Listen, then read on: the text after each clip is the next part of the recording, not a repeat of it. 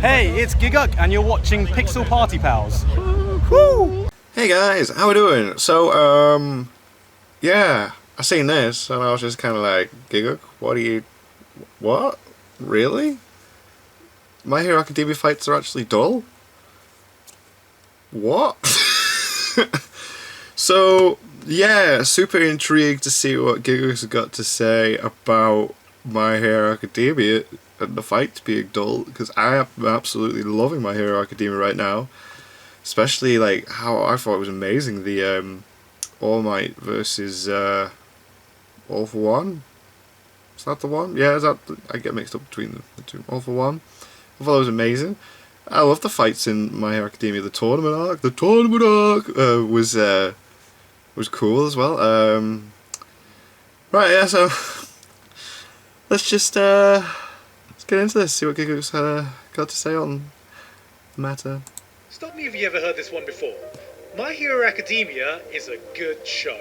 Right. Well, you're the one who won't keep shutting up about it. It's no secret by now that My Hero Academia is a popular show that is loved by a few people. Having just wrapped up one of the biggest and most impactful fights the series has given thus far, one of the few complaints I occasionally see that I actually kind of agree with given how much I like talking about and analysing anime fights, is that when comparing this show's fights to the hype battle scene in similar shows, My Hero Academia fights can actually seem a bit dull. Wow.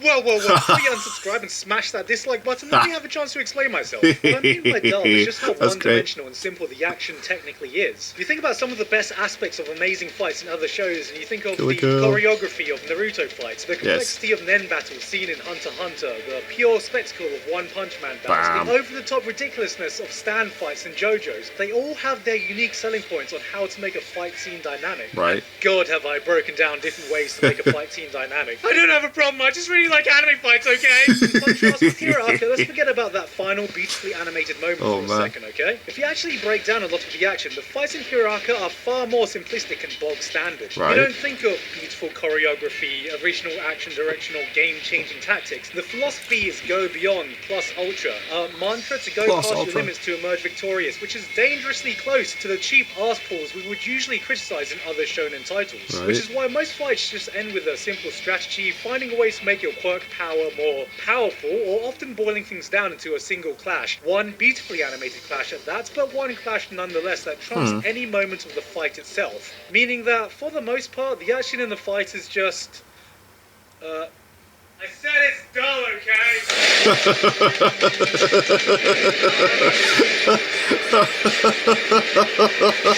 Well, this isn't a negative video, I swear. Okay. You see, despite everything I just said, I love these fights. I love everything. They're brilliant. Well, most of them. And they've got to go down as some of the greatest fights in anime history, and for good fucking reason too, because how the hell can you deny the pure, unfiltered hype that is moments like these? So what am I trying to say? Well, it was after reflecting on the simplicity of the big fights I kept seeing and looking back at the series as a whole, I believe we've been thinking about My Hero Academia the wrong way. With 3 seasons underway, the cast and world thoroughly established, and the identity of what the show actually is about laid out, I would like to propose an idea for you. Okay. My Hero Academia is not, first and foremost, a shonen battle series. Go on. Love it. Go on. Go on. Yeah, I just said that. Instead, My Hero Academia's simple fights are only there to showcase the writing and world building, because these fights are not about the fights. Okay, that's me with your merciless words. Okay, yeah, I see where you go with this. One of the biggest fights of last year, Deku versus Todoroki. Yes. Now, as hype as this fight may have made you feel, you can't deny that if we actually break down the action, it all boils down to us literally cheering at a boy figuring out the best way to break his fingers at some ice. Oh my god, he's breaking his fingers! Can this get any more hype? No. Oh my god, he's breaking his broken fingers! It's his power-up! Broken fingers ×2! But you know, he's learned full cowling now, so we probably won't see this anymore. Oh my god, he's breaking his whole arm ×1,000,000! This is the hypest shit ever! But as we all know, this is not what made the fight brilliant. It was Todoroki's painful backstory. Yes, and him learning to use his true power. To accept himself through his words and... Yeah. finger breaking skills, and it was Todoroki finally coming to accept it, all that makes encapsulated sense. into this final, beautifully animated So moment. good. This is a pattern you will see in every fight that has any significant screen time in it. Deku breaking more fingers just to literally push a guy out of the ring. Todoroki trying to give Bakugo some of his chill because he obviously has none. None. All fights figuring out that all he needs to do to defeat the guy who was genetically designed to absorb his punches is to punch. More. Just keep punching. Harder. But let's not forget the Granddaddy, All for One, a villain who can take any quirk he likes, basically given free reign to creatively use different quirks in any combination he can imagine, allowing him to flexibly approach a fight using countless different methods. And what does he do? He activates his ultimate quirk combination. Wanker's cramp, so he can shoot wind a bit more powerfully out of his hand. I mean, I love my shonen anime, so I've seen some pretty inventive use of powers, but come on man, with the possibility they had, there is more creative power use in Black Naruto. I'm just being pedantic here though, because I love each and every fight I just listed and took the piss out of, it's just for a different reason. My Hero Academia epitomizes how a fight is not always about the action. Oftentimes it boils it down to as simple as it can be, so it doesn't detract from the themes that have been laid out in the conflict. In a previous video of mine, I've said the line, every fight tells a story. Well, in Hero Aka, the fight is the story. Yeah. What I've come to realise is that the show has done the majority of its storytelling through its fights. Every single That's one of so them has true. a purpose. Yes, even this one, which Yeah. shone a light on the motivations of this scrotum head thirsty ass fuckboy who thought it would be a cool idea to have a hero costume that includes wearing diapers, because if they don't have a purpose they are glossed over and not given any screen time. In fact, the tournament arc, an arc normally used to give an excuse for fast-paced consecutive action, was turned entirely into a character building arc. Yeah, it Todoroki's really did. hatred and relationship Everyone with his grew in father, that. Bakugo's violent tendencies being broadcasted, Uraraka's drive to catch up with Deku, Class B's inferiority complex with Yes. Class A. These Brilliant. are all things set up in the tournament that either affects how characters currently act or have directly affected future events. If you actually think about it in the grand scheme of things, for a show passing 50 episodes now, not too much has happened.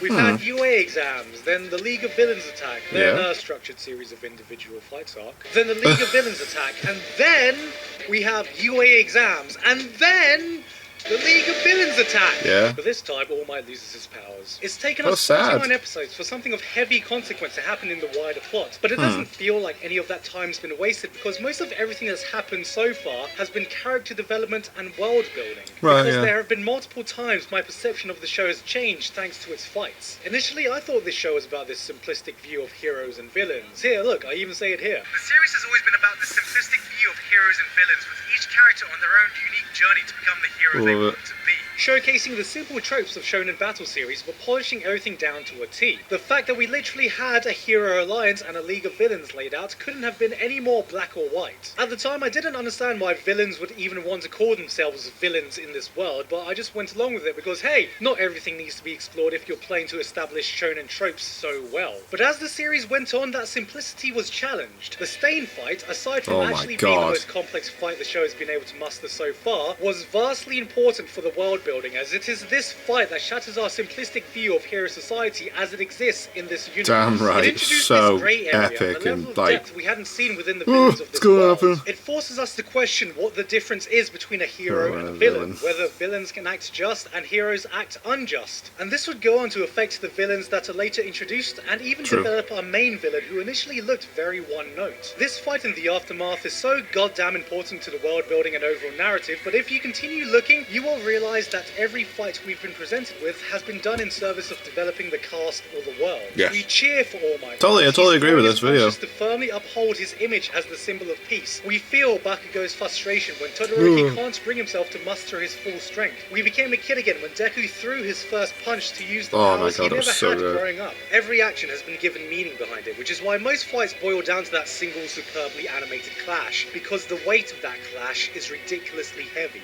And it doesn't necessarily need to be a punch or a fight. It can be pretty much any moment of character action that's been given weight and meaning to it. Boom. That was cool. These are not fights. These are climaxes to narrative or character arcs which happen to be concluded with a punch, which is why the series doesn't need overly complex or unique action. In fact, they could probably replace it with anime thumb wrestling and it would still have the same impact. Amazing. The fight itself doesn't matter, it's how it serves its purpose in the grander scheme of things. And this is why it certainly doesn't feel like the Shonen Battle series we are used to seeing. We are used to grand adventures with a lot of detours and a lot of escalation. We can go off on an adventure to find your dad and find yourself in the middle of a black market underground war. Martial arts tournaments that turn into intergalactic martial arts tournaments, or the endless things explored in One Piece that have nothing to do with piracy, and those aren't criticisms. But in My Hero Academia, every arc, every character, every clash has revolved around the themes of heroism. I can't think of any other Shonen Battle series where every event and character happens in service to explore its one core theme, and one where the progression feels completely natural that it is building towards a pre-planned plot structure. We are told right at the beginning that this is the story of how Deku becomes the greatest hero. Then if that is indeed true, everything that's happened has been a perfect Act 1 setup. The world has been established, characters are all introduced, and the stage has been set for a new generation of heroes. This is what I mean when I say it's not first and foremost a Shonen Battle series. It's a character drama. It's a well-written superhero character drama. One with an established world and society, with a rich cast of characters with their own ideologies, those who oppose the society that's been crafted and those who fight to protect it. It's an epic that just happens to tell a lot of its story through action scenes. And I'm not saying other Shonen Battle series don't use their fights for world building and character development, but what I've come to realise is that this is what Hero Arca almost exclusively does. Nearly every fight is that, so much in popularity and capture an audience even outside of the usual shonen trash fuckboys like me. It consistently is able to tell very human stories, and is exploring some interesting ideas behind the facade of shiny bombastic shonen action, and this is where we can go back to this fight. I'll have you return my students, all for one! Because this fight may have technically had very simple action. Man successfully punches this man who was trying to blow away this man. Okay, when you break it down like that. Because it was never about the action. This was about All Might. It was him giving one last hurrah, emerging victorious to keep hope and trust alive for heroes and inspiring the next generation. Symbol of hope. It was about upholding his image as the symbol of peace and making sure his ideals were kept. We were this audience, watching and cheering the end of this first act, watching his ideology being passed on to the next generation, watching the end of an era dominated by a figure of legend. Boiling it down to one scene I'm sure will go down in history as one of the most impactful moments for this modern anime generation.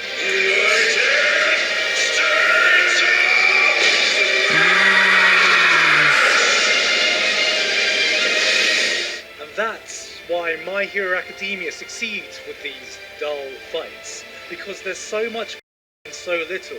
There's so much weight, so much meaning.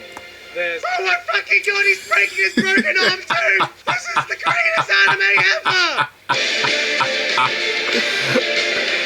Breaks entire body. Hey guys, hope you enjoyed the video. God. Thank you very much this month too. Nicholas Tatum, K Must Live, that was amazing. Patrick Madsen, Vincent Mooney, Lauken, and everyone else on Patreon for helping to support me for this month and making this video possible. It's only a week till AX now, so holy shit, I have so much work to do before I fly off. But if you're going, I will be posting my schedule soon, and if you're in LA, let's fucking do it. It's gonna be hype. Woo! I apologise. I just had a lot of coffee, and I'm filming this on a caffeine high. Yeah, best. Probably wasn't the best idea. Anyway, that's it for That today. worked. I will see you there in a week, and if you're not going to be in LA, then I will see you on my next video, whenever that is. Till next time. Oh man, he's such a cool dude as well. I love meeting him at London. It was amazing. Actually talking to him about my ideas and that. He actually listened to me. He was so cool. But that video was awesome. That was interesting. Because yeah, I do agree with that. Like the fights are the character development in the show. It's not about like the actual fight itself. It's like, well, yeah, the fight is the character development. And he's right. They always hold so much weight. The tournament arc fights build up so much character for everybody, and they wouldn't be where they are now if they wouldn't have had those fights in the past seasons. They wouldn't be who they are now, because it's made them who they are. Yeah, I agree with that. It was cool. I like the cuts between where it kept cutting back to him. Like, go on. Yes, I just said that. But anyway, thank you guys very much for watching. What do you guys think of that? What do you guys think of this? Click like, subscribe if you haven't already. Leave comments down below. Let me know what I should watch and discuss in future videos. And I'll see you guys, yes, all of you guys, next time.